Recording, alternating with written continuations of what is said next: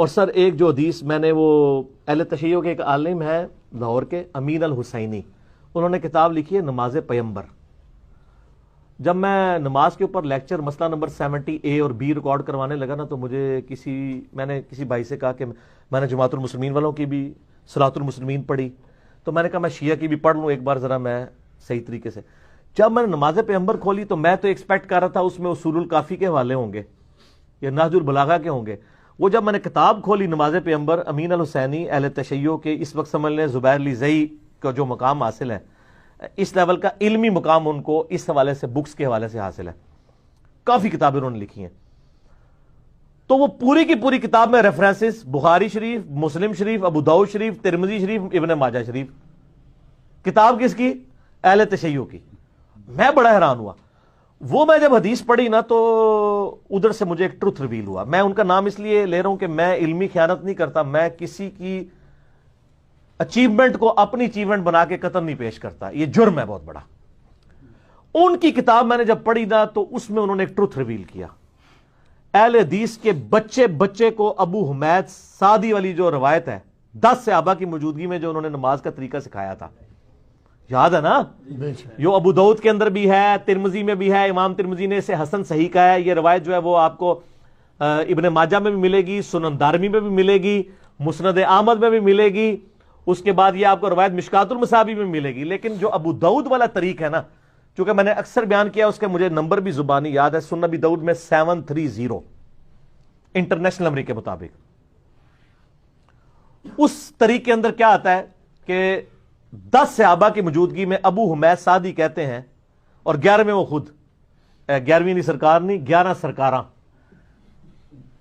عبداللہ ابن زبیر سے تو میں نے ثابت کیا نا، 11 اور سے ثابت کرنے لگوں. ٹوٹل کتنے ہو گئے؟ 12. 12ویں کی بھی نسبت ماشاءاللہ نبی الاسلام کے پیدائش 12 ربیع الاول شریف. تو یہ 12 سرکاروں سے، 12 صحابہ سے ثابت کر رہا ہوں اللہ کے فضل سے. تو وہ 10 صحابہ کی موجودگی میں ابو حمید سعدی کہتے ہیں کہ میں تم اور نبی الاسلام کی وفات کے 30 سال کے بعد یہ مجلس ہوئی ہے، کیونکہ اس میں جو ابو قتادہ بھی موجود ہیں اور باقی سینئر اصحاب بھی اس مجلس میں جو لوگ موجود ہیں، اس کی اگر آپ اسماء و رجال سے کیلکولیشن کریں تو یہ نبی الاسلام کی وفات کے آلموسٹ 30 سال کے بعد کا یہ واقعہ ہے کہ ابو حمید سعدی کہتے ہیں کہ میں تم سب سے زیادہ نبی الاسلام کی نماز سے واقف ہوں. اللہ اکبر، بڑا دعویٰ ہے. تو اصحاب نے کہا آپ یہ دعویٰ کیسے کر رہے ہیں؟ آپ تو بالکل آخر میں مسلمان ہوئے ہیں اور ہمیں نبی الاسلام کی صحبت آپ سے زیادہ تھی. انہوں نے کہا ٹھیک ہے، میں تمہارے سامنے نماز پڑھتا ہوں، اگر میری نماز صحیح ہوئی تو تم میرے دعوے کو صحیح مان لینا، اگر میری نماز غلط ہوئی تو دعویٰ غلط کر دینا. انہوں نے پوری نماز پڑھ کے بتائی. اینڈ پہ ان 10 کے 10 لوگوں نے کہا اللہ کی قسم نبی الاسلام اپنی وفات تک اسی طریقے سے نماز پڑھا کرتے تھے. تو 11 بندوں کی گواہی ہوگی. وہ حدیث تو میں بعد میں بیان کرتا ہوں، میں نے آخری پورشن پہلے بیان کر دیا. 11 سرکاراں اسی طرح نماز پڑھا کرتے تھے.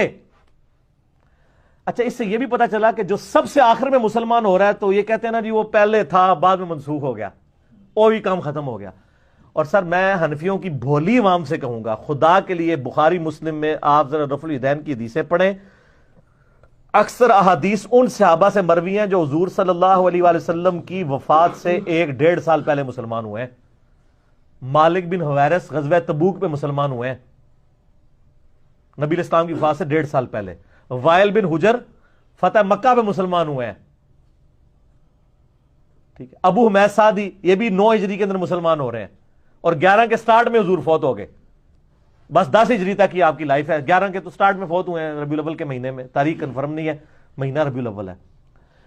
اور یہ کہتے ہیں جی وہ مکے میں ہوتا تھا مدینے میں ختم ہو گیا تھا. اور سر فتح مکہ کے بعد بھی ہو رہا ہے. اور وائل بن حجر تو وہ ہیں جنہوں نے اسپیشل نبی الاسلام کی نماز دیکھی. آپ مسئلہ 70A اور B دیکھ لیں، میں پھر اور طرف چل پڑوں گا. ایک ٹاپک کو ایک ہی نشست میں کنکلوڈ کرنا ہے.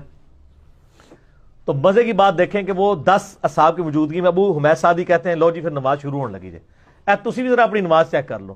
وہ کہتے ہیں کہ نبی علیہ السلام جب بھی نماز کا ارادہ کرتے، الفاظ پہ ذرا غور کرنا ہے، تو آپ علیہ السلام قبلہ رخ کھڑے ہو کر اللہ اکبر کہتے،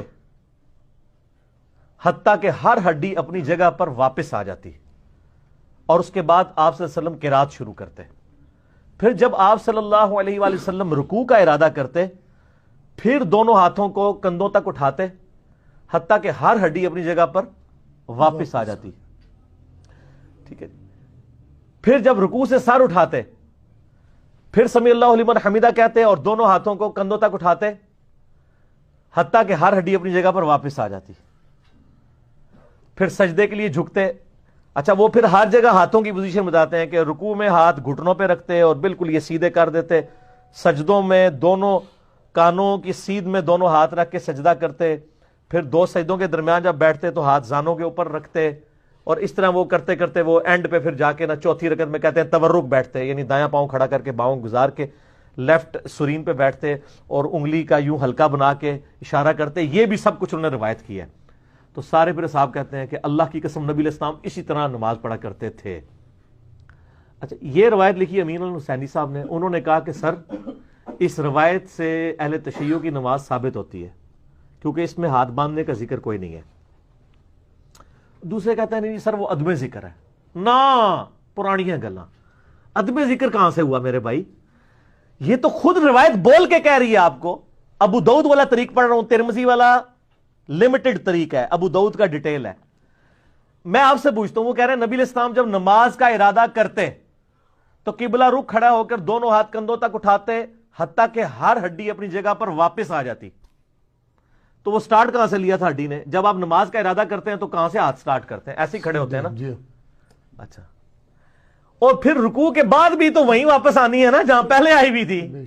اور رکوع کے بعد والا اور ارسال الیدین اسی سے ثابت کر رہے ہوتے ہیں. جب اہل حدیث جو ہے وہ علماء عرب کے کتاب لکھتے ہیں نا خلاف, تو کہتے ہیں اس میں دیکھیں واضح موجود ہے کہ ہر ہڈی اپنی اصلی جگہ پہ آتی ہے اور ہڈیوں کی اپنی اصلی جگہ یہ ہے. تو سر وہ پہلے بھی اپنی اصلی جگہ پہ ہی آئی ہوئی ہے. تو بیسیکلی انہوں نے ہاتھ باندھے ہی نہیں تھے, وہ ہاتھ چھوڑ کے ہی نماز پڑھی ہے انہوں نے. پھر وہ 10 اصحاب ایک ایسے شخص سے نماز دیکھ رہے ہیں کہ جس نے مین نماز کا رکن چھوڑ دیا. اگر انہوں نے فاتحہ یا ثنا چھوڑی ہے نا تو وہ نماز کے پوسچر بتا رہے ہیں. سبحان ربی العظیم بھی اس میں کوئی نہیں ہے, اس لیے کہ وہ اذکار کا ذکر نہیں کر رہے, وہ بتا رہے ہیں کہ نبی علیہ السلام کے پوسچر کیسے ہوتے تھے. یوں رکوع, وہ ہر جگہ ہاتھوں کی اور پاؤں کے پوسچرز بتا رہے ہیں. مقصد سبحان ربی العظیم یا سبحان ربی الاعلی نہیں ہے بتانا, اس کا تو عدم ذکر ہوگا. وہ پوسچرز بتا رہے ہیں کہ قیام کیسا ہوتا تھا, رکوع کیسا ہوتا تھا. تو سر کسی 10 میں سے کسی کے دماغ میں نہیں آیا کہ سر جب آپ نے ارادہ کیا ہے تو ہر ہڈی اپنی جگہ کی بجائے دائیں ہاتھ بائیں پہ آتا تھا, یہ آپ کو ذکر کرنا چاہیے. سر وہ نہیں کیا ہوا تھا انہوں نے. تو یہ حدیث مرفوع بھی بن گئی.